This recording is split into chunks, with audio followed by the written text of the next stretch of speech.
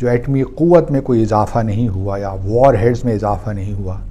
लेकिन दूसरी तरफ भारत के पास पिछले साल जो है अगर 156 थे तो उनका 4 हथियार ज़्यादा हुए हैं उनके पास, और इस वक्त उनकी तादाद 160। 3 चीज़ें, चोर चोर चोर, न्यूट्रल में जो सबसे बड़ा इम्पोर्टर है, जो इम्पोर्टर वो भारत है।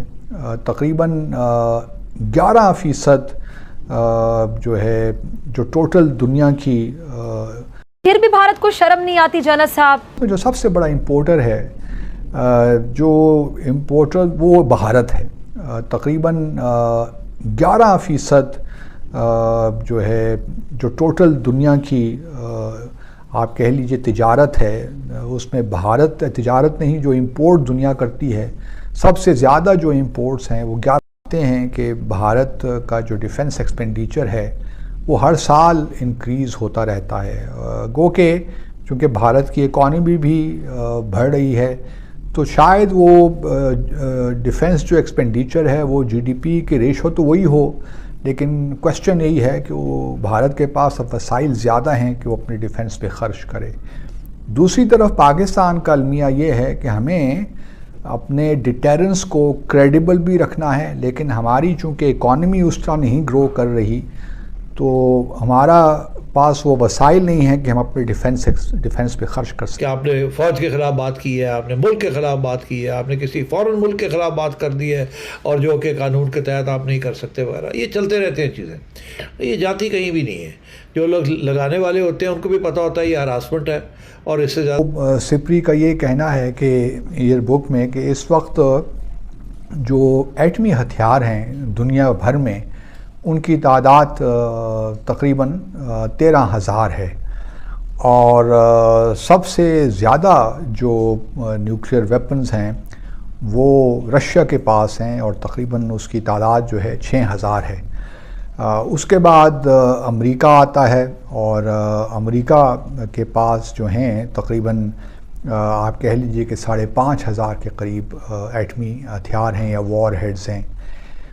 उसके बाद जो है चाइना का नंबर आता है, चाइना के पास 350, और फिर भारत के पास 160 हैं, और इसराइल के पास 90 और नॉर्थ कोरिया के पास 20।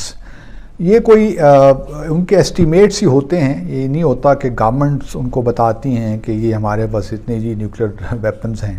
हमारी जो एटमी क़ुव्वत में कोई इजाफ़ा नहीं हुआ या वॉर हेड्स में इजाफ़ा नहीं हुआ। लेकिन दूसरी तरफ भारत के पास पिछले साल जो है अगर 156 थे तो उनका 4 हथियार ज़्यादा हुए हैं उनके पास, और इस वक्त उनकी तादाद 160। कहते हैं जो चूरन बेचे वो बिक रहा है। इस वक्त कौम जो है वो कहती है कि इमरान खान नहीं तो फिर हमें पाकिस्तान ही नहीं चाहिए। खान साहब फरमाते हैं मैं नहीं तो 3 टुकड़े, मैं नहीं तो 9 टुकड़े। अभी आज की खबर है कि जो बजट पेश किया गया था उसमें तकरीबन 72 बिलियन रुपए जो डिफेंस की मदद दिफाई मद में रखे गए थे वो अब काट दिए गए हैं, और ये IMF का प्रेशर था कि ये आप इसको डिफेंस एक्सपेंडिचर को कम कीजिए। हालांकि हमारा डिफेंस एक्सपेंडिचर तो कम होता ही रहा है, अगर आप देखिए बढ़ा नहीं है। तो इस वजह से ये मजबूरियां भी आ गई हैं। तो लेकिन इस पर मैं तो यही समझता हूँ कि गवर्नमेंट को इस पे सोचना चाहिए। IMF की हर शर्त तो हम नहीं मान सकते, और ख़ास तौर पे जब मामला हमारे दिफा का हो, हमारी टेरिटोरियल इंटेग्रिटी का हो, हमारी सॉवरेंटी का हो, तो उसमें IMF की ये शर्त मुझे कोई लॉजिक मतलब मुझे वो उसमें ये है कि मुझे ये लगता है कि शायद हम बहुत सीरियस कंप्रोमाइज़ कर रहे हैं और ये मुनासिब नहीं है। तो इस पे हुकूमत को ज़रा गौर करना चाहिए, और नेगोशिएशंस थोड़े से मैं समझ सकता हूँ हुकूमत की मजबूरियाँ भी, लेकिन जब मामला दिफा का हो, अपनी खुद मुख्तारी का हो, तो फिर ये 72 जो बिलियन रुपीज़ आपने काटे हैं ये बड़े मौजूद। इससे थोड़ी सी मैं I started worrying about it. क्योंकि ये मुनासिब नहीं है। दोस्तों आपको बता दें कि हमारे दोनों पड़ोसी मुल्क, एक तरफ चीन दूसरी तरफ पाकिस्तान, दोनों ही देश हमेशा से भारत को नीचा दिखाने की कोशिश में लगे रहते हैं। इन दोनों मुल्कों का दुश्मन नंबर 1 है भारत। ये हर संभव प्रयास करते रहते हैं कि किसी न किसी तरीके से भारत को दबाया जाए, लेकिन अभी तक दोनों की हिम्मत नहीं पड़ी। और आपको बता दें दोस्तों, पाकिस्तान अभी तक भारत से 4 युद्ध लड़ चुका है और चारों में ही उसे पूरी तरह से पराजित होना पड़ा है। यहाँ तक कि 1971 में पाकिस्तान को अपना आधा देश भी गंवाना पड़ा है। इसके बावजूद भी पाकिस्तान की हरकतें अभी भी रुकी नहीं हैं और वह चीन के साथ मिलकर अपनी 4 बार पराजय का बदला लेना चाहता है। लेकिन चीन ने कोशिश किया था 2019 में गलवान घाटी में, लेकिन उसको ऐसी मार पड़ी कि चीन अभी तक भूला नहीं है। और उसके बाद से 2 साल बीत चुके हैं, चीन कोई हरकत नहीं कर पाया है। चीन को ये समझ थी कि चीन ने 1962 में भारत पर आक्रमण किया था। उस समय हम इतने सक्षम नहीं थे जिसकी वजह से हमें नुकसान उठाना पड़ा था। लेकिन चीन ये समझ रहा था कि 1962 से लेकर 1922 तक वही भारत है। पर जब चीन को गलवान घाटी में हमारे सैनिकों से मार खानी पड़ी, तब जाके समझ में आया कि अब यह पहले वाला भारत नहीं है। भारत ने अब अपने आप को आर्थिक रूप से मजबूत कर लिया है। इसलिए भारत अब किसी भी देश को अपने बलबूते पर आंख से आंख मिलाकर जवाब दे सकता है।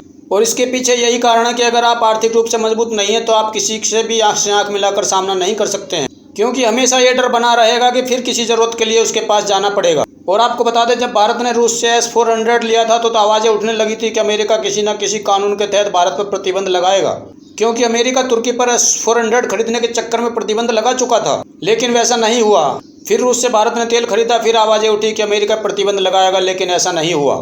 इसके पीछे यही कारण है कि भारत अपने आप को पूरी तरह से सक्षम बनाने में दुनिया का पहला देश बन चुका है। अगर आपको ये वीडियो अच्छी लगी हो तो वीडियो को लाइक, शेयर और कमेंट जरूर करें। अगर आप इस चैनल पर नए हैं तो वीडियो के नीचे लाल कलर में लिखकर सब्सक्राइब को दबाकर बेल नोटिफिकेशन घंटी को भी ऑन कर लें, और ये बिल्कुल फ्री है। ऐसा करने से हमारी नई वीडियो आपको सबसे पहले मिल जाएगी। मिलेंगे फिर एक और नए टॉपिक के साथ, तब तक के लिए बाय बाय, जय हिंद।